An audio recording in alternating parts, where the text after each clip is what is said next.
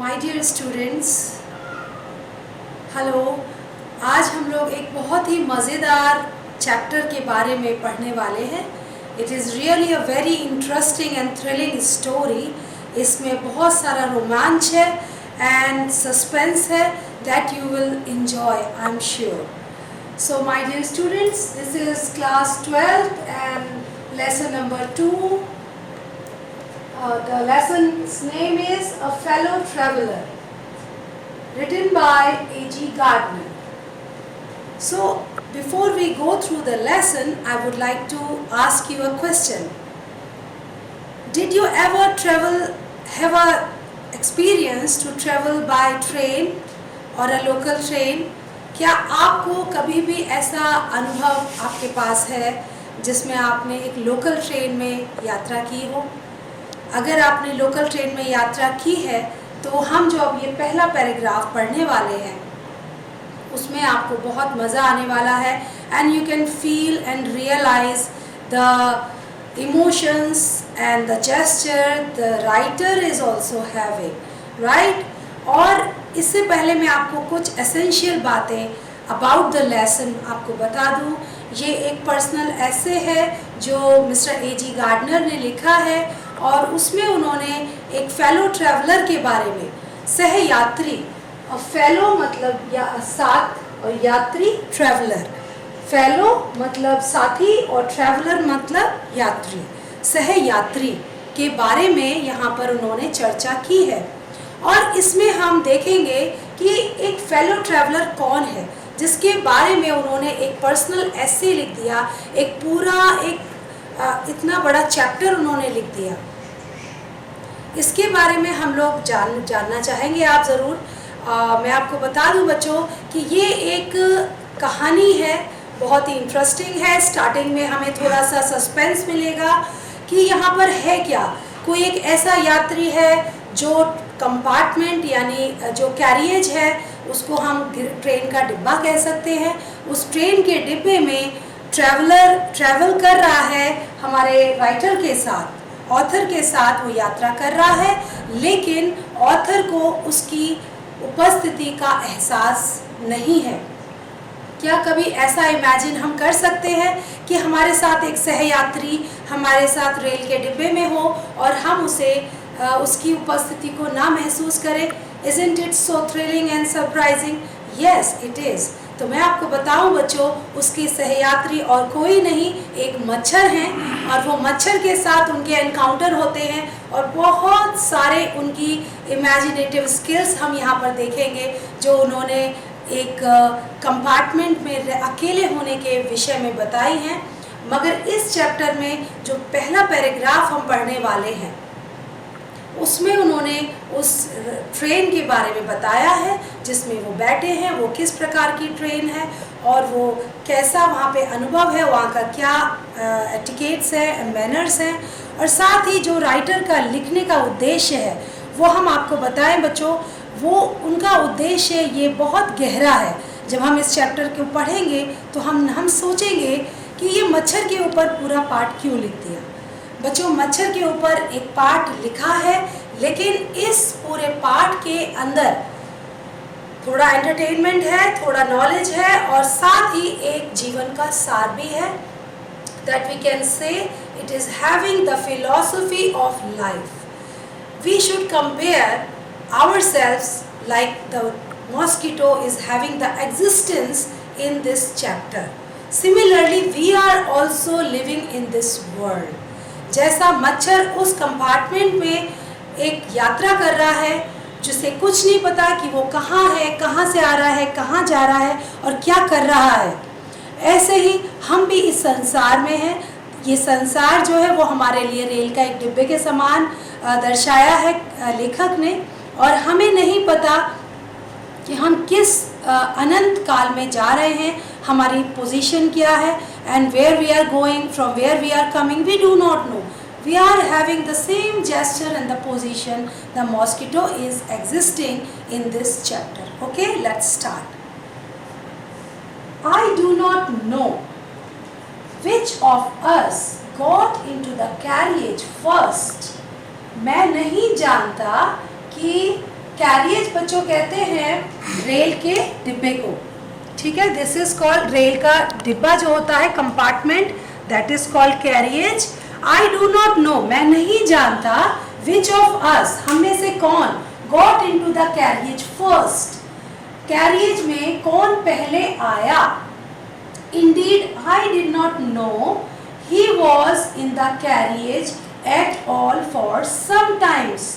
Indeed I did not know, वास्तव में मैं नहीं जानता था, he was in the carriage, कि वो कैरियज में है, at all for some times, थोड़े समय के लिए, थोड़े समय के लिए मैं ये भी नहीं जानता था कि वो उस कैरियज में है। जब तक हमें यही नहीं पता कि कोई सहयात्री है, तो हम ये कैसे डिसाइड करेंगे कि पहले कौन आया, मैं आया या मेरा सहयात्री आया। So let's go forward. It was the last train from London to Midland Town. ये आखिरी ट्रेन थी लंदन से मिडलैंड टाउन जाने के लिए। A stopping train. A stopping train, we can understand it like the local train जो हर जगह पर रुकती है, रुक रुक के चलने वाली ट्रेन को स्टॉपिंग ट्रेन कहते हैं। And we know nowadays as the local trains, जैसे सुपर फास्ट ट्रेन होती हैं, एक्सप्रेस ट्रेन्स होती हैं, the similar way we are having this stopping train, जो हर छोटे छोटे कस्बे पर, छोटे छोटे स्टेशंस पे भी रुक जाती हैं। And infinitely leisurely train, infinitely it means अनंत काल के लिए, जो हमें अनंत काल का अनुभव कराए कि हम कब चले, कब खत्म हुए। It is an everlasting time we are spending in this stopping train. Leisurely, leisurely मतलब फुर्सत से, as if this train is not having any hurry to reach to the destination. So we can say leisurely, फुर्सत से। ये train जो है, the quality is existing, the stopping train are infinitely leisurely. The writer is explaining the qualities of the train that we can understand. आपको याद रखना होगा for the explanation you are going to attempt, कि आपको अगर ये paragraph आता है, so you have to focus these points clearly. Okay? One of those trains which give you an understanding, ये उन ट्रेन्स में से एक ट्रेन है जो आपको एक अंडरस्टैंडिंग देती है, समझ देती है। किस चीज की समझ देती है? ऑफ इटर्निटी, अनंत काल की आपको एक समझ देती है। ओके, जो कभी ना खत्म होने वाली एक समय के लिए यूज होता है। It is the word eternity, for everlasting, जो आपको अनंत कालिता का अनुभव कराती है। As we are starting our journey and we do not know when it is going to get over, कि हमने एक यात्रा स्टार्ट करी है मगर वो कब खत्म होगी ये हमें स्वयं भी नहीं पता है। नाउ इट वॉज टॉलरेबली फुल, टॉलरेबली जितना सहन किया जा सकता है, टॉलरेबली, टॉलरेट से बना है टॉलरेबली। फुल व्हेन इट स्टार्टेड, जब ट्रेन चली, स्टार्टेड मीन्स चली, जब ट्रेन स्टार्ट किया अपनी जर्नी को तो वो टॉलरेबली फुल थी, पूरी भरी हुई थी। But as we stopped at the suburban station, suburban stations बच्चों कहते हैं जो उपनगरीय क्षेत्र होते हैं, छोटे छोटे कस्बे होते हैं और वो रास्ते में पड़ते हैं हमारी जर्नी के, तो we can understand it as suburban areas, जो शहर से छोटे शहर यानी टाउन्स होते हैं, कस्बे होते हैं। So when the train is having this stoppage at suburban stations, the travelers alighted, travelers मतलब यात्री, alighted उतरे, ones and twos, एक एक करके, दो दो करके वो उतरते चले गए। And by the time we had left the outer ring, and by the time, और उस समय we had left the outer ring of London behind. और outer ring कहते हैं बच्चों outer skirts of the town of a city, जो बाहरी इलाका होता है किसी भी शहर का, किसी भी टाउन का, उसको हम कहते हैं आउटर रिंग। ओके, जब हमने आउटर रिंग ऑफ लंदन को छोड़ा, जब हमने शहर को छोड़ा और हम बाहरी इलाके की तरफ प्रवेश करें, I was alone.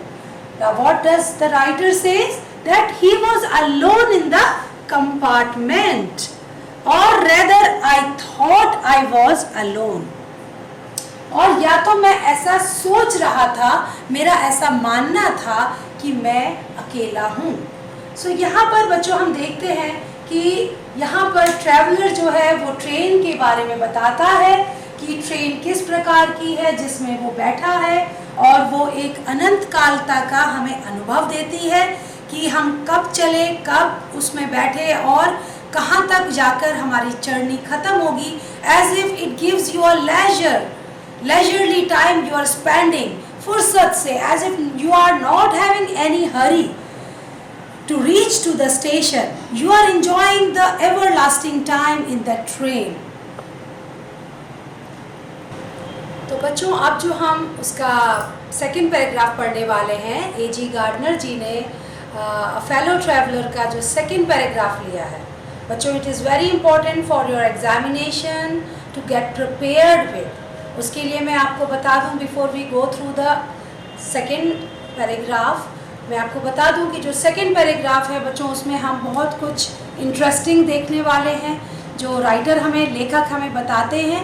और वो बताते हैं अपनी लिबर्टी के बारे में कि यदि इमेजिन करिए कि यदि हम अपने कंपार्टमेंट में एक लोकल ट्रेन जो चलती है और अगर हम उसमें अकेले हैं तो हमें कैसा अनुभव होता है। और सबसे ज़्यादा आपके लिए याद करने की पॉइंट्स जो हम लोग अब डिस्कस करेंगे सेकंड पैराग्राफ को, उसके लिए आपको ज़रूरी है कि वो सारे पॉइंट्स आप नोट करें, क्योंकि वो सारे काम जो लेखक यहाँ बता रहे हैं कि उन्होंने क्या क्या कर सकते हैं, उस इमेजिनेशंस को आप एक्सप्लेनेशन में और कॉम्प्रिहेंशन में कर सकते हैं बहुत ईजीली से। Okay, let's start. There is a pleasant sense of freedom about being alone in the carriage that is jolting noisily through the night. यहाँ पर वो बता रहे हैं लेखक कि ये एक बहुत ही pleasant sense of freedom है, बहुत ही आनंद देने वाला एक सेंस है, अनुभूति है of freedom, आज़ादी की, स्वतंत्रता की बहुत ही आनंदमय अनुभूति यहाँ लेखक को होती है। अबाउट बीइंग अलोन, अकेले होने की अनुभूति। इन द कैरियज, पूरे कंपार्टमेंट में अकेले होने की अनुभूति उनके लिए बहुत ही आनंदमय है। That is jolting noisily through the night. जो जॉल्टिंग वर्ड है उसका अर्थ होता है जर्क्स लेना, यानी धक्के लेके चलती है, और जो एक आवाज़ होती है ट्रेन के जॉइंट्स में, that is called jolting noisily through the night. पूरी रात्रि में वो उनको अकेले होने का एक एहसास कराती है। जब वो अकेले हैं, अपने आनंद की अनुभूति कर रहे हैं फ्रीडम के साथ, आज़ादी के साथ, तो वो एक खाली ट्रेन जो उड़ती हुई चल रही है हल्की होकर, और वो अपनी एक आवाज़ करती है, धक्के लेके चलती है, वो उनको पूरी रात्रि उनके आनंद की अनुभूति कराने में और सहायक है। It is liberty and unrestrained in a very agreeable form. So here he says it is liberty. Liberty आज़ादी, pleasant sense, जो आपको आज़ादी है वो मिलती है, and unrestrained in a very agreeable form. जो आज़ादी का अनुभव यहाँ पर लेखक कर रहे हैं वो एक बहुत ही अनरेस्ट्रेन्ड वे में, एग्रीएबल वे में, जो बहुत ही सहमति के साथ उन्हें प्राप्त हुई है। किसी भी बहुत ज़्यादा उन्हें उसके लिए जद्दोजहद नहीं करनी पड़ती है। It is he has got his freedom in a very agreeable, in a very smooth and pleasant manner. He is enjoying his unrestrained, agreeable freedom. जो उनको आज़ादी मिली है वो बहुत ही स्वतंत्रतापूर्ण है और बहुत ही आनंदमय है, बहुत ही प्लेजेंट है, बहुत ही एग्रीएबल है. You can do anything you like. आप कुछ भी करने के लिए स्वतंत्र हैं जो आप चाहते हैं. Anything, anything means कुछ भी. You can do anything you like. You can talk to. अब देखिए यहाँ से शुरू होता है. It is very important line I am going to read for you. Now you have to make the points. सबसे पहले यहाँ पर लेखक जो बता रहे हैं वो स्वतंत्रता के बारे में बताया यहाँ तक. अब यहाँ से वो ये बता रहे हैं पॉइंट वाइज कि हम कौन कौन से ऐसे काम हैं जो जब हम कंपार्टमेंट में अकेले हैं, स्वतंत्र हैं, उस स्वतंत्रता और उस आज़ादी को आनंदमय बनाने के लिए वो कौन कौन से कार्य हैं जो लेखक कर सकते हैं.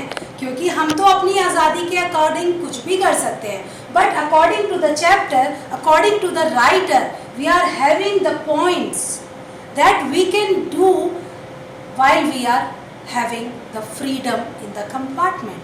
Okay, so first thing that the writer says, जो पहला पॉइंट है वो ये है कि यहाँ से स्टार्ट होता है you can talk to yourself. First point is you can, यहाँ पर हम पहला पॉइंट लेते हैं, you can talk to yourself as much as loud as you can please. जितना आपको पसंद आए, जितना आपको पसंद आए, जिससे आप आनंदित हो, उतना तेज आप बोल सकते हैं. And no one will hear you. और आपको किसी भी तरह का कोई हेजिटेशन नहीं होगा, कोई संकोच नहीं होगा, because no one will hear you. क्योंकि आपको कोई वहाँ पर सुन नहीं सकता. So the first pleasant thing the writer is giving you that you can talk to yourself as loud as you can do, as loud as you can please. You can have, this is the second point and the second work. Okay, this is the second work you can do while you are alone in the compartment to enjoy your freedom. You can have the argument out with Jones. ये है दूसरा काम जो आप कर सकते हैं. यहाँ पर बच्चों ये जोन्स आप सोचेंगे कहाँ से आ गया. It is an imaginary character. एक आप इमेजिनरी कैरेक्टर अकेले हैं, कोई आपके साथ नहीं है. आप इमेजिन कर लीजिए कि आपके पास कोई, आपका इमेजिन करके कोई नाम रख लीजिए और वो नाम आप जोन्स रख सकते हैं. As if Jones is a person, imaginative character, एक काल्पनिक चरित्र है ये जो लेखक ने नाम दिया है जोन्स. ये कहीं पर एग्जिस्ट नहीं करता, लेकिन इस चैप्टर में अपने फ्रीडम को एंजॉय करने के लिए जो दूसरा काम है वो है एक काल्पनिक चरित्र जोन्स के साथ बात करने का. आर्ग्यूमेंट मतलब होता है बहस.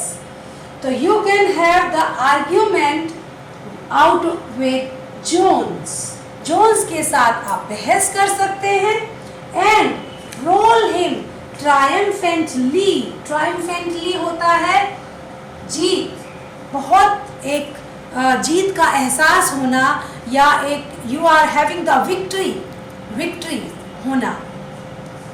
सो यहाँ we can say role him, और हम उसे गिरा सकते हैं और उसे गिरा के ज़मीन में मार सकते हैं. And roll him triumphantly in the dust without fear of a encounter stroke. ये होता है काउंटर स्ट्रोक. काउंटर स्ट्रोक बच्चों कहते हैं आपके मारने के बाद जो सामने वाला आपको रिटर्न में एक प्रत्युत्तर देता है. फाइट में आपने उसे स्ट्रोक किया, और काउंटर स्ट्रोक जो बदले में एक आप पे प्रहार आता है, that is called counter stroke. So while you are having the arguments with Jones, and afterwards what you can do? You can roll him. This is the third work you can do. This is the third work. You can roll him triumphantly in the dust. आप जमीन में गिरा के उसे पीट सकते हैं, मार सकते हैं, without fear of a counter stroke. किसी भी डर के बिना कि वो बदले में आपको प्रहार करेगा, क्योंकि ये तो एक इमेजिनरी कैरेक्टर है, एक चरित्र ऐसा है जो काल्पनिक है, तो काल्पनिक चरित्र आपको मार भी नहीं सकता. तो आप बड़े आराम से एक इमेजिन करिए कि आपके पास एक व्यक्ति खड़ा है, आप उससे बहस कर रहे हैं और आप उसे गिरा गिरा के मार भी रहे हैं, क्योंकि वहाँ कंपार्टमेंट सारा खाली है. You are having the full space and no one could see you, no one could hear you, and no one could give you a counter stroke. So this is the third work you can do while you are alone in the compartment. The next work we can read here. You can stand on your head, right बच्चों? Upside down. This is the fourth work you can do. You can stand on your head and no one will see you. This is the fourth point. कोई आपको देख नहीं सकता. आप compartment में sir के बल खड़े हो सकते हैं, अपसाइड डाउन करके, सर नीचे पैर ऊपर. You can stand over there in the compartment while you are alone. You can stand head down करके आप खड़े हो सकते हैं. Next work is, this is the fifth work that you can do, is you can sing or dance a two-step. आप एक दो आप गाने गा सकते हैं. जब you are alone in the compartment, you are not having any hesitation or any kind of sense कि कोई आपसे डिस्टर्ब होगा, तो आप पांचवा काम और क्या कर सकते हैं? खूब आराम से गाने गा सकते हैं और डांस कर सकते हैं अपने पसंदीदा स्टेप्स के साथ. और प्रैक्टिस अ golf stroke. Golf stroke, golf एक खेल होता है. आप गोल्फ स्ट्रोक की प्रैक्टिस कर सकते हैं. प्रैक्टिस का अर्थ होता है अभ्यास करना. So you can do your practice of golf stroke. तो वहाँ पर आप बड़े आराम से हाथ खींच के लंबे अपने इस गोल्फ स्ट्रोक की प्रैक्टिस भी कर सकते हैं. और play marbles on the floor. Marbles कहते हैं बच्चों, मार्बल्स होता है कंचे. हम सब जानते हैं कंचे खेलना बच्चों को पसंद होता है. So we are very well known about the कंचे, एंड इसको इंग्लिश में हम मार्बल्स कहते हैं. और play marbles on the floor, और आराम से कंपार्टमेंट के फ्लोर पे बैठ के, ज़मीन पे बैठ के वी कैन प्ले मार्बल्स. हम कंचे भी खेल सकते हैं विदाउट लेट और हिंडरेंस. हिंडरेंस कहते हैं बाधा, हिंडरेंस कहते हैं बाधा.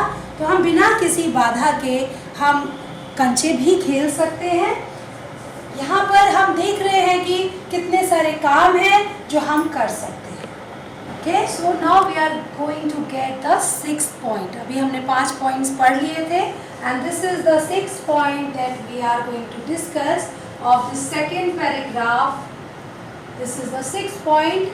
Let's see what is the 6th point the writer is giving us. You can open the window or shut it without provoking a protest. Without provoking a protest, आप बिना किसी विरोध के खिड़कियों को खोल सकते हैं, बंद कर सकते हैं. You can open करना, खोलना, and shut करना, बंद करना. You can open the window or shut it without provoking any protest. Nobody is going to protest. Nobody is going to have any argument about why you are opening the window or why you are shutting it. Nobody would be having any problem with it. आप अपनी स्वतंत्रता का अनुभव कर सकते हैं, खिड़की को खोल सकते हैं और उसे बंद कर सकते हैं. And you can open both Windows और शट बोथ, और या फिर आप दोनों खिड़कियों को, बोथ विंडोज, दोनों खिड़कियों को खोल सकते हैं और दोनों खिड़कियों को बंद रख सकते हैं. Indeed, you can go on opening them or shutting them as a sort of festival of freedom. यहाँ पर स्वतंत्रता को उन्होंने फेस्टिवल ऑफ फ्रीडम का नाम दिया है. स्वतंत्रता का उत्सव, जैसे हम अपने नेशनल फेस्टिवल्स मनाते हैं. So here the writer is giving us a point that we can enjoy our freedom right now by shutting the windows and closing it and opening it. जब हम खिड़कियों को बंद कर सकते हैं और खोल सकते हैं, वो ऐसे होगा जैसे एक आपका फेस्टिवल ऑफ फ्रीडम, जैसे आपने स्वतंत्रता का त्यौहार मनाते हैं, आप उसी आनंद के साथ यहाँ पर खिड़कियों को खोल और बंद करके बार बार आप खोल सकते हैं और बंद कर सकते हैं. That would be giving you pleasure like the festival of freedom. You can have any corner. This is the next point, 7th point. You are having, you can have any corner. कोई भी कोना you can choose करना, पसंद करना, select करना. You can select any corner, choose any corner or try all of them. और या फिर आप सारे ही कोनों को ट्राई कर सकते हैं इन टर्न, बारी बारी, एक के बाद एक आप सारे कोनों को ट्राई कर सकते हैं. You can lie full length, पूरी तरह से यू कैन लाई लेटना, फुल लेंथ पूरी लंबाई के साथ आप लेट सकते हैं. ऑन द कुशंस जो गद्दियाँ लगी हुई हैं, उन गद्दों के ऊपर you can lie in full length. पूरी तरीके से आप लंबे पड़ सकते हैं, लेट सकते हैं उन बर्थ पे जो आपको फ्री में इस समय आज़ादी का अनुभव करा रही हैं. एंड इंजॉय द लग्जरी, और आप इंजॉय कर सकते हैं द लग्जरी, उस समय जो आपको एक अपर लेवल ऑफ स्टेटस मिला हुआ है, उस लग्जरी को, उस आपको वैभव को आप अनुभव कर सकते हैं, आनंद ले सकते हैं. Of breaking regulations and possibly, regulations मतलब जो नियम होते हैं, जो आप यहाँ पर नियम आपको दिए गए हैं, you can break the regulations, नियम, ब्रेकिंग रेगुलेशंस एंड पॉसिबली. और जहाँ तक उम्मीद है, द हार्ट ऑफ डोरा. डोरा is a form, you can read the abbreviation of DORA, the Defense of Realm Act. बच्चों, this is the Defense of Realm Act which is being made in during the war of 1914 to 1918. ये एक British government का rule है जो एक wide power के साथ establish हुआ ड्यूरिंग द वॉर. और ये उस रूल को तोड़ने के लिए भी यहाँ पर राइटर उस स्वतंत्रता को अनुभव कर रहे हैं कि आपके पास इतना बड़ा आनंद है that you can break the heart of Dora herself, कि आप डोरा के नियम को भी तोड़ सकते हैं. और वो उसके हार्ट से उसको इमेजिन किया गया है कि आप डोरा के हृदय को भी तोड़ सकते हैं. Means the very important act which is very strictly followed by the people during the war. Only Dora will not know that her heart is broken. जो डोरा है, DORA, the Defense of Realm Act, वो भी आपको इस चीज़ का पता नहीं लगा पाएंगे कि आपने उनका कोई हृदय तोड़ा है. Because you are alone in the compartment, you are enjoying the pleasure and the luxury, and by lying down over there with full length, आप पूरे आनंद की अनुभूति कर रहे हैं उस लेंथ के साथ, पूरी लंबाई से उस कंपार्टमेंट में सारी गद्दियों पे आप लेट सकते हैं. और डोरा के नियम को भी आप, रेगुलेशंस को और नियमों को तोड़ सकते हैं. You can have escape even डोरा. एस्केप होता है बचाव. आप डोरा के हाथों से भी बच सकते हैं क्योंकि वहाँ पर आप स्वतंत्र हैं, वहाँ आप अकेले हैं. So you have to learn the abbreviation of DORA, the defence of the realm act. The British government with wide power during the Great War 1914 to 1918. So here we are having the points that you can do with this freedom. This is the 7th point. एक बार हम फिर से revise करेंगे. 7th point है जहाँ पर आप किसी भी कोने में कहीं पर भी आप लेट सकते हैं और बार बार ट्राई कर सकते हैं. उन कोनों में जाके आप किसी भी कॉर्नर को अपनी पसंद से ट्राई कर सकते हैं. और फिर this is the 8th point. You can have कि आप लेट सकते हैं पूरी लंबाई से किसी भी कुशन के ऊपर, इंजॉय कर सकते हैं लग्जरी को, वैभव को of breaking regulations and possibly the heart of Dora herself. So these are the 8 points that you can enjoy according to the chapter, according to the writer, जो आप कर सकते हैं कि कैसे हम अपनी स्वतंत्रता को अनुभव करें. यहाँ पर लेखक ने बताया है कि वो कैसे अनुभव कर रहे हैं अकेले होने पर कंपार्टमेंट में एंजॉय करने के लिए अपनी स्वतंत्रता.